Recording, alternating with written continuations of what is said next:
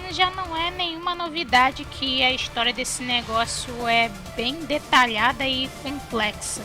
E com isso surgiram muitas teorias para tentar desvendar essa história ou prever o que ia acontecer em um próximo episódio que fosse lançado. Uma teoria mais maluca que a outra, diga-se de passagem. E se você tá duvidando quão doidas as teorias de Murder Jones podem ser, vem comigo que eu vou te mostrar as teorias mais absurdas de Murder Jones que eu encontrei por aqui, por esse YouTube. E diferente do meu vídeo sobre as teorias absurdas de Digital Circus, não digo que as teorias são absurdas necessariamente por serem ruins ou sem cabimento, mas por serem muito viajadas e fora da caixa. Que também não é ruim. Aliás, se quiserem debater sobre as teorias desse vídeo e dizer quais são as suas favoritas, vou até sugerir mais teorias para botar nesse vídeo, os comentários estão aqui para isso. As teorias originais também vão estar na descrição e no card se quiserem checar elas por conta própria. Lá vamos nós! A primeira teoria que eu quero falar foi a que mais me deixou chocada e até pouco para descrever o que eu senti quando eu vi essa teoria, que é a teoria de que Tessa fez um ritual. No episódio 5 a gente conhece a Tessa, uma garotinha que era a dona dos 3 robôs que posteriormente a gente virá conhecer como robôs matadores. E a gente também conhece os pais dela, que são bem rigorosos, chegando até a prendê-la no quarto com corrente. E nesse mesmo quarto, no próprio episódio 5, a gente consegue ver garrafas com sangue e velas formando um tipo de padrão, itens típicos de um ritual. E dentre os robôs que ela adotou, tem uma robozinha que a gente bem conhece por ter uma particularidade, uma certa entidade devoradora de mundo. Já dá pra ver onde isso tá indo, né? Segundo a teoria, a Tessa fez uma espécie de ritual para invocar o solucionador absoluto e assim se livrar dos pais dela com a ajuda da entidade que acabou dentro da cena. Cê é louco, cachoeira? Tem um bocado de falas na série que corroboram para essa teoria e até na série que antecedeu Murder Jones, a Intermission Kill. Easy, Robo-Satan, not this mirror. Pra cá. E passou pra ela uma genética diabólica. The devil is a lying, conniving manipulator. Essa teoria só tem uns 2 pequenos problemas. O próprio episódio 5 fez questão de nos mostrar logo no começo que o solucionador absoluto é uma mutação causada pelo descarte inadequado, como eu já comentei no meu vídeo sobre tudo que sabemos de Murder Jones até agora. Inclusive, pretendo fazer um remake desse vídeo em algum momento. Portanto, o episódio também mostra que o solucionador absoluto não foi um caso que aconteceu só na SIM. Para eles colocarem uma fita instruindo sobre descarte adequado, que tem uma chance de aparecer essa mutação devoradora de planetas, já deve ter acontecido outros casos de drones possuídos pelo solucionador.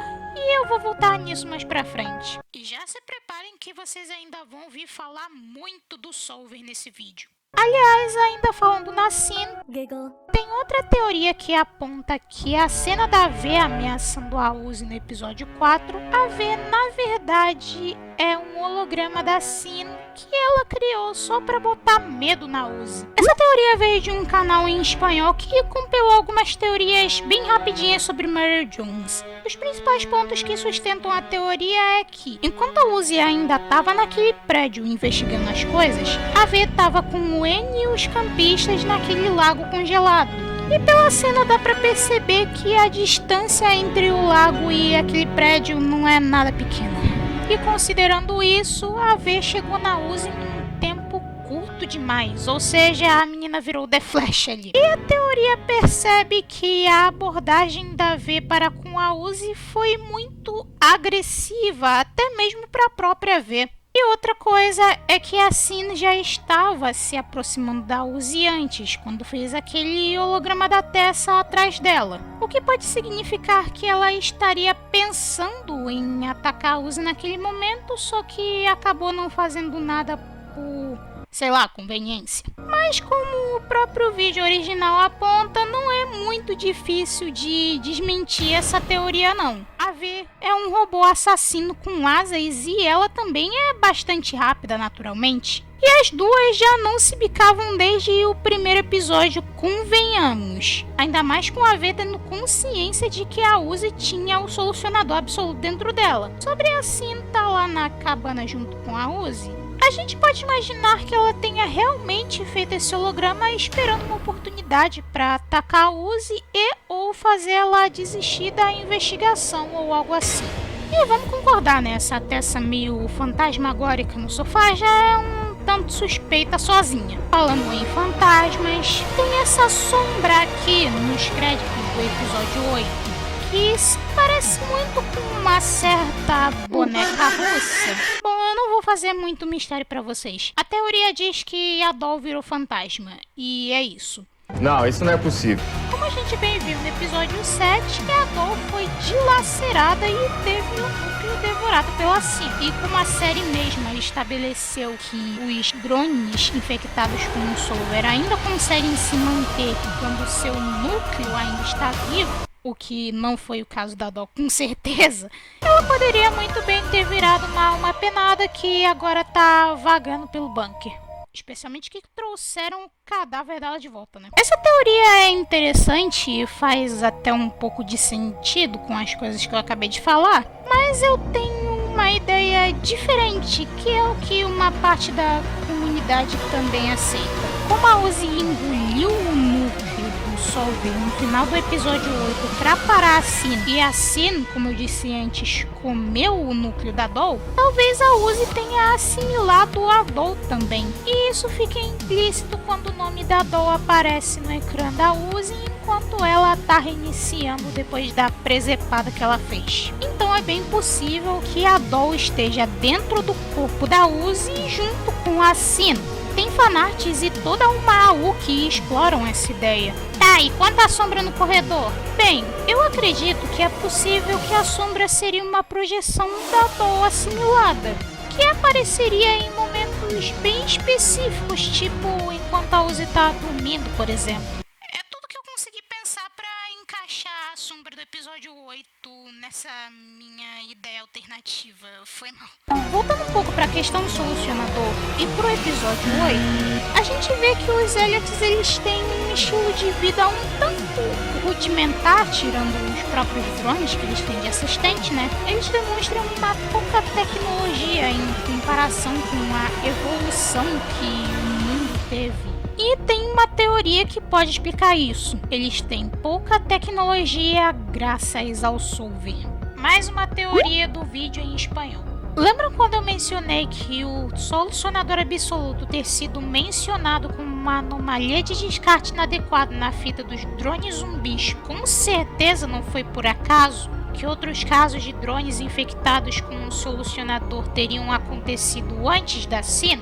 Então, a teoria afirma que esses outros casos de drones infectados com o Solver que aconteceram antes da Sin, com certeza causaram problemas para a humanidade. Tipo, muitos problemas. E problemas sérios, aliás. E por causa desses problemas, os governos mundiais tiveram que agir e concentraram a tecnologia em grupos bem específicos de pessoas, como os trabalhadores da J.C. Jameson. Bom, a teoria afirma que toda a tecnologia existente no planeta até então ficou restrita a só uma galerinha aí e o resto da população voltou para a Idade Média basicamente. Mas eu tendo a pensar que só a tecnologia dos drones ficou restrita desse jeito, porque esses casos de infecção com o Solver aconteciam justamente em drones.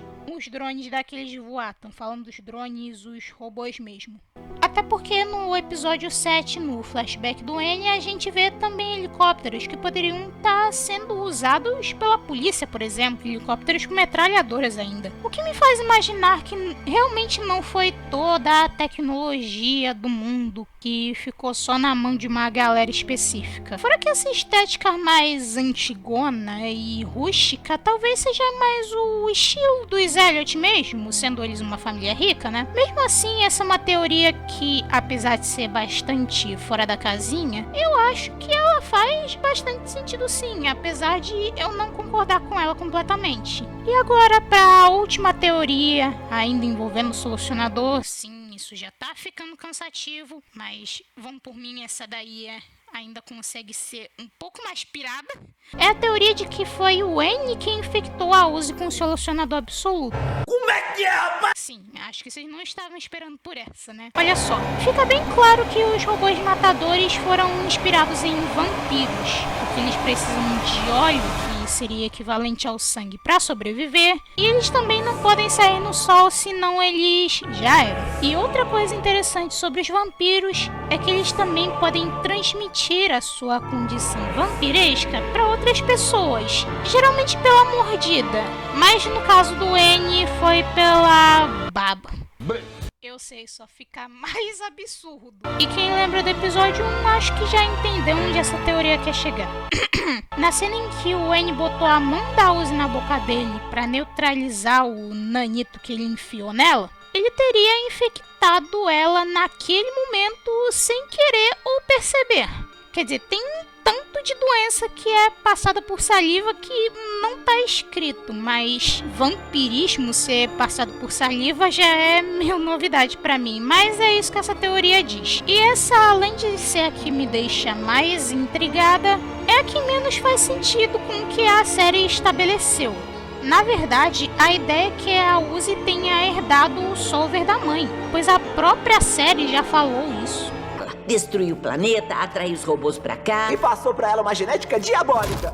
A gente até poderia considerar que a baba do N, na verdade, ativou o solver da Uzi de fato, o que fica até implícito na batalha contra a Jota, inclusive, que o símbolo do solucionador pisca no olho da Uzi. Mas se infecção por mordida ou baba, realmente acontecesse entre drones, a Doll também teria passado por algo assim, mas não. O solver dela ativou depois que ela viu os pais dela indo de base pela mão da V.